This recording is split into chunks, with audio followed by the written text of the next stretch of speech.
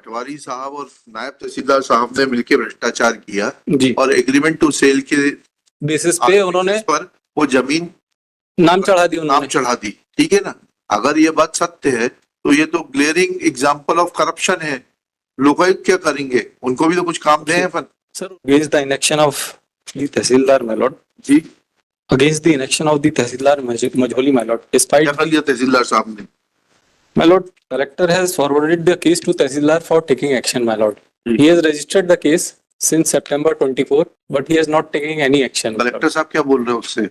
Collector साहब ने my lord forward कर दिया थ्रू SDM। हाँ, ये P4 देखेंगे तो जो हमारी कंप्लेंट थी, collector Jabalpur had forwarded the case of the petitioner। Actually civil dispute है सर। हाँ, तो ये डिसाइड सेल को बोल रहे हैं कि फ्रॉड, क्या बोल रहे हैं? सेल डीड को बोल रहे हैं कि फ्रॉड। सेल डीड नहीं है। हाँ। एक तो फैक्ट सही बताएं, हाँ, वो एग्रीमेंट टू नाराज क्यों आते हैं? आप भी तो गवर्नमेंट एडवोकेट रहे हैं, कितनी देर पहले फाइल मिलती है और कितनी तैयारी करने का मौका मिलता है। नहीं, नाराज नहीं हो रहा, मैं पॉइंट कर रहा नाराजगी वाजिब हो तो फिर आपको निवेदन करें सरकार से गवर्नमेंट एडवोकेट बनाया जाए।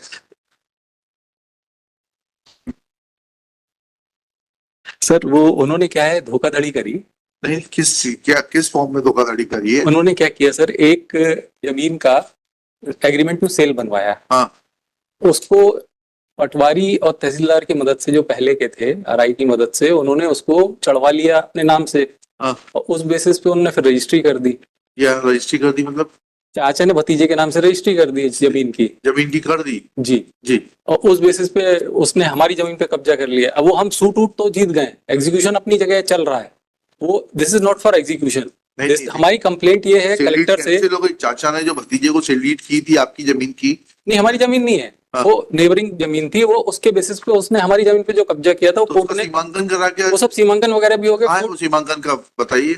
मैं पेश कर देता हूँ सर। अरे तो आपको पहले दिन पेश करना चाहिए था। नहीं, क्योंकि ये कंप्लेंट उस इशू पे नहीं है। 250 की कार्रवाई करिए ना जाकर भाई। सर, 250 की कार्रवाई अरे भाई, अगर उसने आपकी जमीन पे कब्जा कर लिया है, वो सब तो अपनी जगह चल रहा है सर। उसमें हमने अपील भी जीत गए हैं और उसके बाद एग्जीक्यूशन भी लगा दिया है, और वो खाली कराने का प्रोसेस तो अपनी जगह है सर। हाँ, फिर हमारी कंप्लेंट इसमें ये है कि अगर तहसीलदार और पटवारी मिलकर कोई फर्जी काम करते हैं, क्योंकि ये एडमिटेड पोजीशन है कि उसके पास एग्रीमेंट टू सेल था। हाँ। और एग्रीमेंट टू सेल को कैसे उन्होंने के बेसिस पे उसके नाम से जमीन चढ़ा दी? एग्रीमेंट टू सेल के बेसिस पे किसी के नाम से जमीन नहीं चढ़ सकती है, क्योंकि एग्रीमेंट टू सेल से कोई टाइटल ट्रांसफर ही नहीं होता है। हाँ, वो तो ठीक कह रहे हैं आप। तो सर, लोकायुक्त को दीजिए ना कंप्लेंट इसकी, सर तहसीलदार साहब और इनके खिलाफ, पटवारी साहब के खिलाफ। आपको लिबर्टी देते हैं, लोकायुक्त को दीजिए, वो भ्रष्टाचार की जांच करें। वो भी उनको भी कर चुके हैं सर कंप्लेंट। हाँ। मैं पेश कर देता हूँ। हाँ, पेश क्या करना है उनको, आपको बोल रहे हैं ना टू परस्यू, और लोकायुक्त को डायरेक्शन दे देते हैं कि वो आपकी कंप्लेंट पे एक्शन लेके रिपोर्ट फाइल करे। सर, वो उसमें भी कार्रवाई हो रही है, ऐसा मेरे को बताया था क्लाइंट ने। क्लाइंट ने बताया था, तो वही कार्रवाई प्रोसीड। भाई देखिए, आपका कहना यह है कि पटवारी साहब और नायब तहसीलदार साहब ने मिलकर भ्रष्टाचार किया जी, और एग्रीमेंट टू सेल के बेसिस पे उन्होंने पर वो जमीन नाम चढ़ा दी नाम उन्होंने। चढ़ा दी। ठीक है ना, अगर ये बात सत्य है तो ये तो ग्लेयरिंग एग्जाम्पल ऑफ करप्शन है। लोकायुक्त क्या करेंगे, उनको भी तो कुछ काम दें अपन। सर, उनको भी कंप्लेंट की हुई है, उन्होंने भी डायरेक्शन किया हुआ है। कहाँ है वो FIR कब दर्ज की उन्होंने? FIR वगैरह दर्ज नहीं हुई तो हम उनको डायरेक्शन दे देते हैं जी।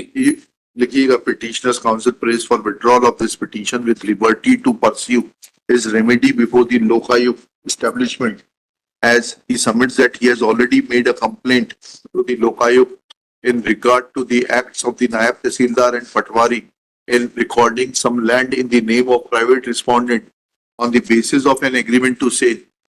Full stop. Lokayukt Madhya Pradesh is requested to examine the complaint, and if a cognizable offence is made out, which prima facie appears to be made out as per the narration made by Shri Hare Krishna Upadhyay, then if it is revealed from the documents that what Mr. Hare Krishna Upadhyay is saying is correct, an FIR be registered against the said delinquents and action be taken within further period of 60 days of receipt of certified copy of the order. आपका कहना यह है कि पटवारी साहब और नायब तहसीलदार साहब ने मिलकर भ्रष्टाचार किया जी।